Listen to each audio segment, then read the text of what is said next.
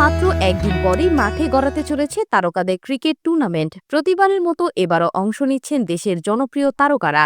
তাদের মধ্যে অন্যতম ইনফ্লুয়েন্সার ও মডেল শাম্মী ইসলাম নীলা। 2 বছর পর আবারও আয়োজিত এই প্রতিযোগিতাকে সামনে রেখে শুরু হয়েছে তারকাদের প্রস্তুতি পর্ব। প্র্যাকটিস সেশনে সাংবাদিকদের মুখোমুখি হন নীলা। জানান সিনেমায় অভিনয়ের সুযোগ পেলেও ফ্যাশন ইনফ্লুয়েন্সিং ছাড়বেন না কখনোই। টিকটকে যাত্রা শুরু হলেও পরে ফ্যাশন জগতে সক্রিয় হয়ে ওঠেন তিনি। নানা রকম পোশাক ও কাপড় নিয়ে কাজ করে হয়েছেন জনপ্রিয় ফ্যাশন ইনফ্লুয়েন্সার। এরপরই মিস ওয়ার্ল্ড বাংলাদেশ 2023 প্রতিযোগিতায় জিতে নেন শিরোপা।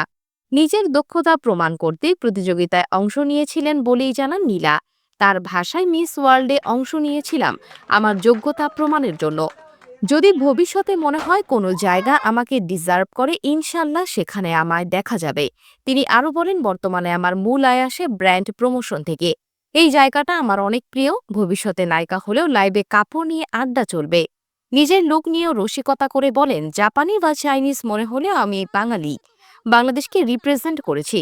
বাঙালি না হলে তো পাঠাতো না। উল্লেখ্য, 5ই মে শুরু হচ্ছে সেলিব্রিটি চ্যাম্পিয়ন্স ট্রফি। 4টি দলের এই আয়োজনে অংশ নিচ্ছেন সিয়াম, রাজ, মেহজাবিন, রুমি, ফারিন সহ অনেক তারকা।